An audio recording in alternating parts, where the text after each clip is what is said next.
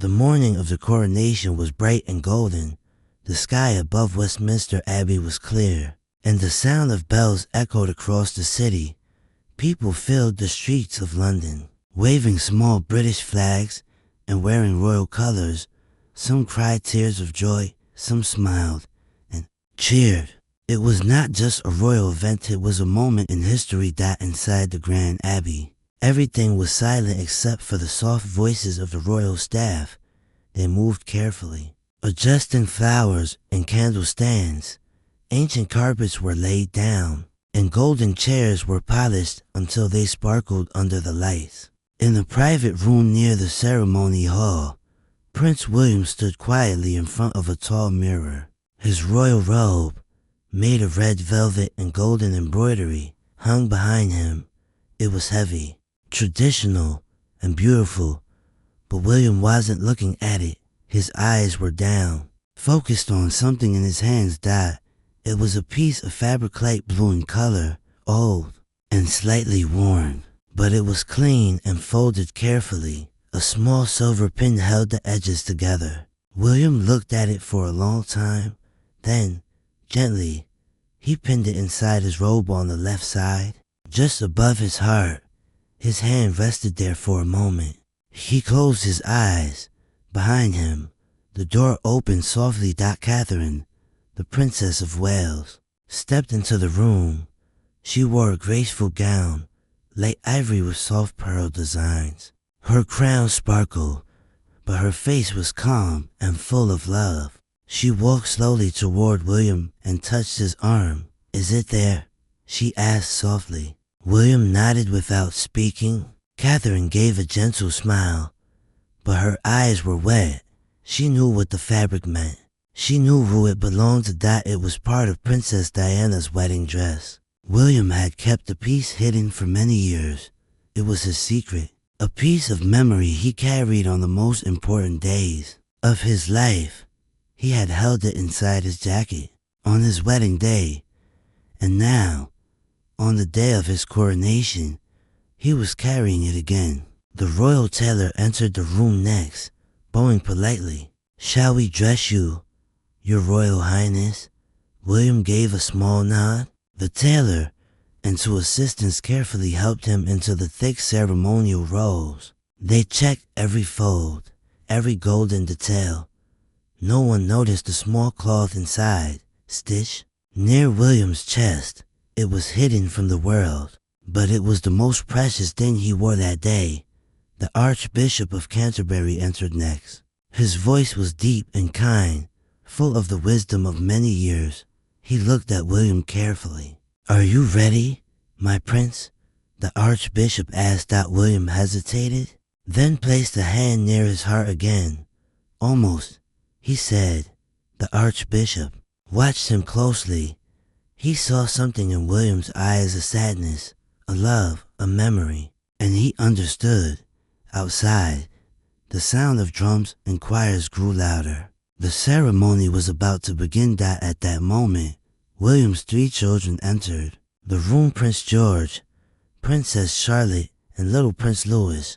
They were dressed beautifully. George looked proud and serious, already a young man. Charlotte held a tiny bouquet of spring flowers, white and blue. Louis looked around with wide eyes, not fully understanding the importance of the day. William knelt before them for a moment. "I'm proud of you," he said. "Remember this day, not because I become king, but because we carry love with us." Charlotte looked up and asked, "Is the cloth for Grandma Diana?" William nodded slowly. He smiled, though his eyes were wet now. "Yes, sweetheart, she's with us today." Charlotte reached out and touched the place near his heart, where the fabric was hidden. "Then she'll see everything," she whispered. Catherine stepped beside her husband and put her hand in his. The family stood together for a few more quiet moments. No cameras, no ceremony, just a father, a mother, and their children holding onto something bigger than a crown, holding onto love. Then the doors opened. The music filled the abbey. William stood tall, his robe flowing behind him as he walked through the stone halls. He moved slowly, calmly, but inside, his heart was racing. He could feel the cloth pressing softly against him. The crowd outside roared. The cameras turned toward the Abbey entrance, all across the world. People waited in front of television screens. Some were excited, some were curious. No one yet knew what story was hidden in William's robe. Catherine followed behind, her gown gliding across the ancient floor. She looked at her husband's back with pride, but her heart was full. She knew the world was about to see something powerful now. Just a king, but a son carrying his mother with him. As William reached the front of the Abbey, the music paused. The crown, the sword, the scepter, all symbols of royal power, were laid out before him. But William didn't look at them yet.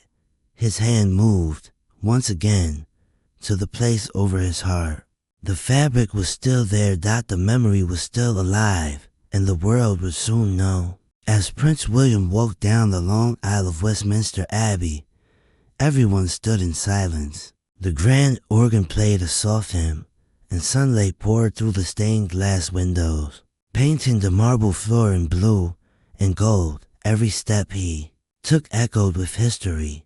Every breath he took was full of emotion. Millions of people across the world were watching on television. Some watched from their homes, some from shops and schools, others from hospital rooms and airports. It was not just a royal event.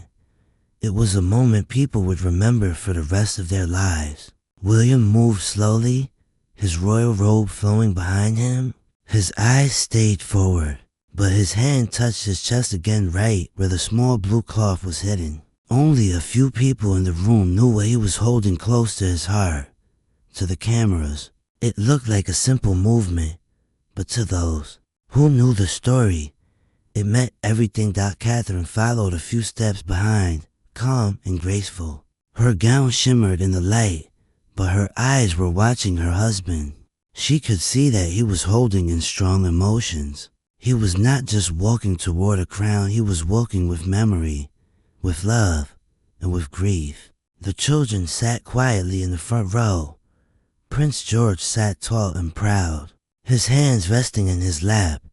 Princess Charlotte held her little bouquet of flowers tightly, and Prince Louis swung his legs slowly, trying to stay still. All three of them looked toward their father with wide eyes. Then, something unexpected happened.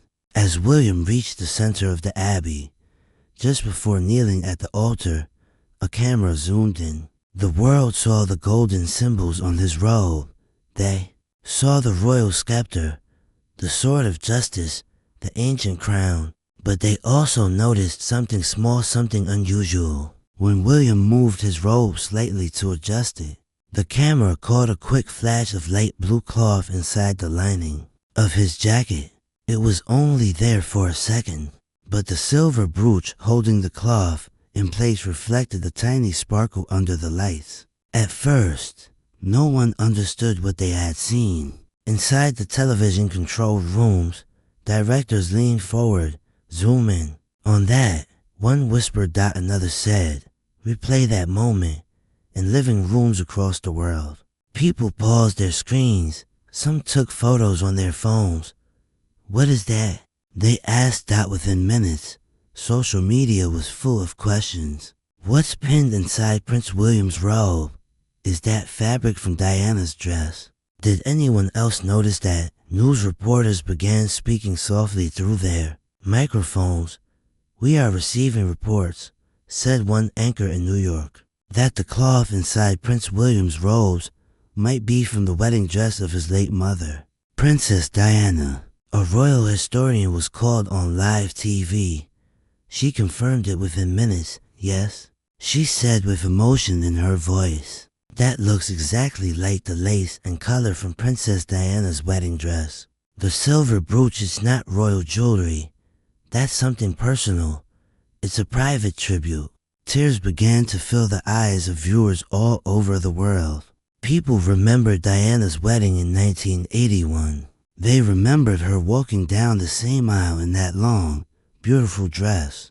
They remembered her kindness, her smile, her tragic death. And now, they saw her son grown, brave, and royal, carrying a piece of her with him. Back in the abbey, William remained calm. He didn't know the world had already noticed the cloth. He didn't know that people everywhere were crying softly in their homes. He only knew that his mother's memory was with him. The Archbishop of Canterbury stepped forward and raised his hand. "Let the future king kneel," he said. William knelt. The soft red carpet brushed against his knees, and he bowed his head. The crown would soon be placed on him. But the real crown, the most powerful part of this moment, was already resting over his heart. Catherine watched from her place, her hands folded in front of her.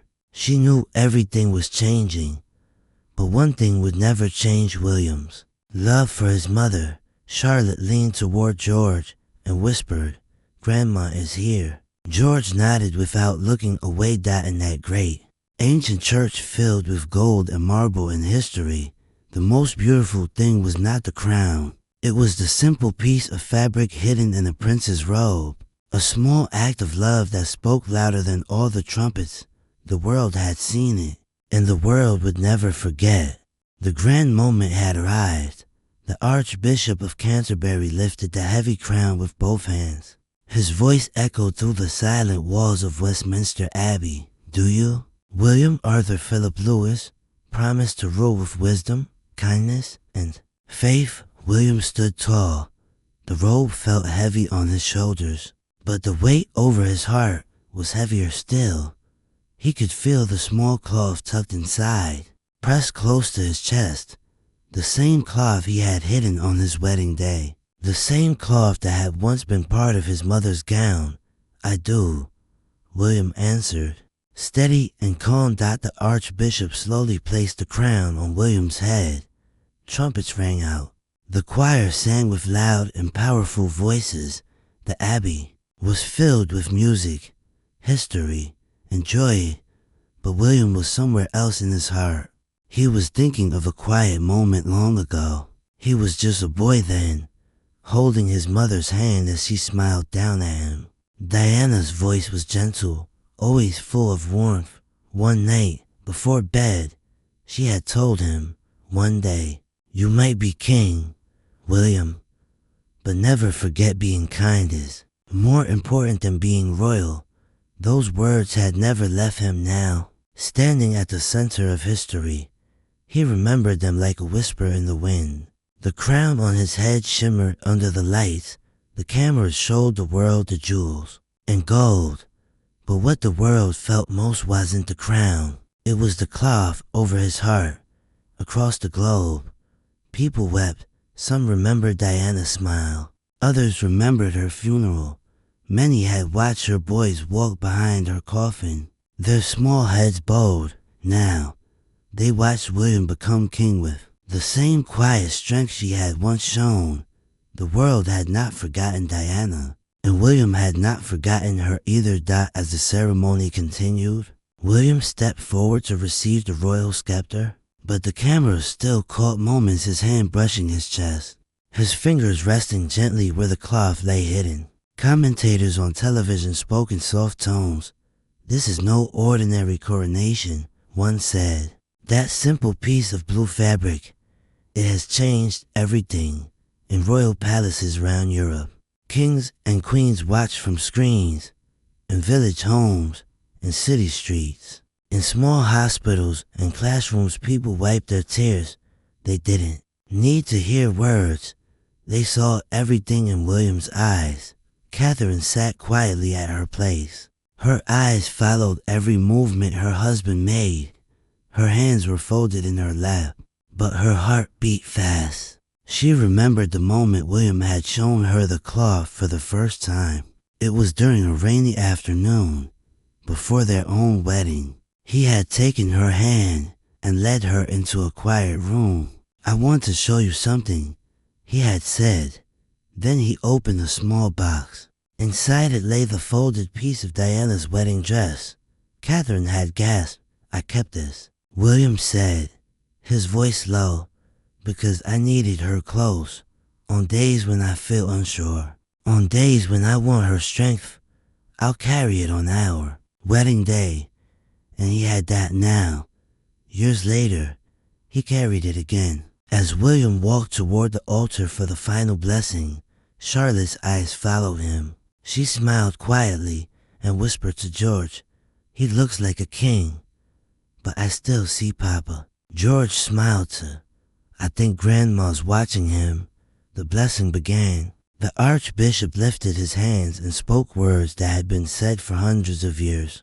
But still, the most powerful moment wasn't the blessing or the crowning. It was the soft piece of fabric, hidden in plain sight, shining like love itself. As the choir sang louder and louder, William closed his eyes for a short second.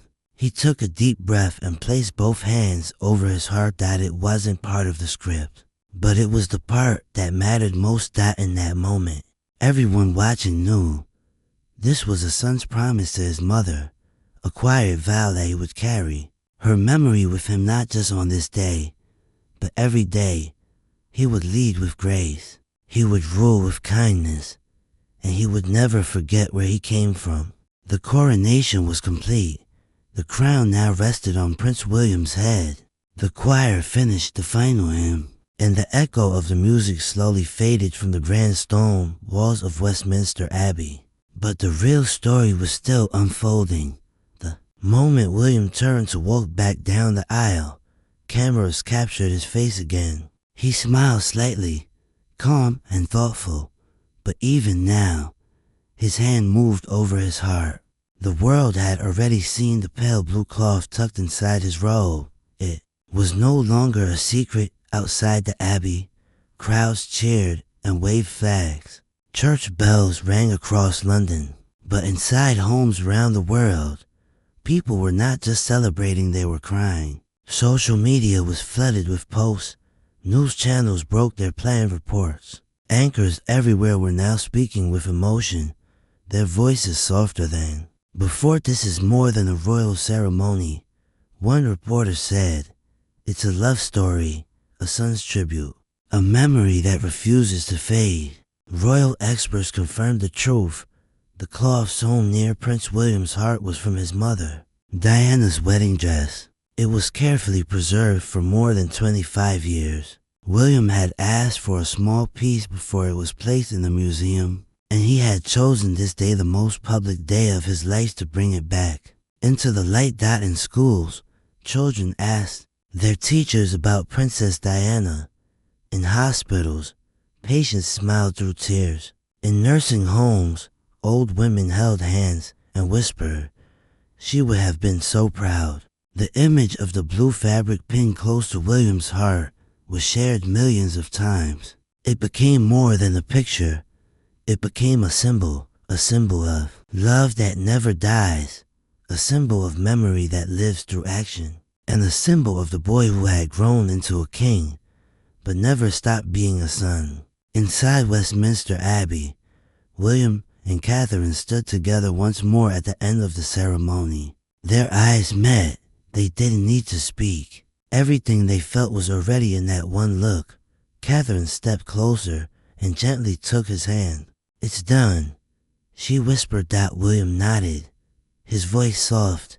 "She was with me, I know," Catherine replied, smiling through tears. "The whole world knows now." The children rushed up next. George stood tall, like a future king himself. Charlotte wrapped her arms around her father. Louis smiled and tugged on his robe.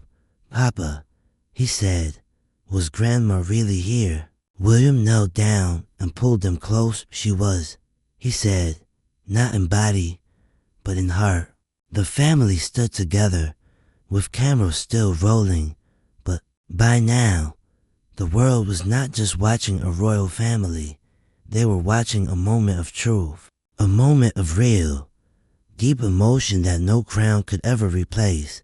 Later that evening, the sun began to set behind Buckingham Palace. The sky turned pink and gold. The new king stepped onto the royal balcony to greet the crowd. His family stood beside him, waving to the sea of people below. But even here, his hand moved once more to his chest. He didn't need to say anything. The people already understood. That small, hidden cloth had told the whole story. As night fell, news programs showed side-by-side images of Diana on her wedding day in 1981, smiling in her white gown, and William today, crowned and quiet, carrying a piece of that same gown close to his heart. One news anchor ended the report with simple words.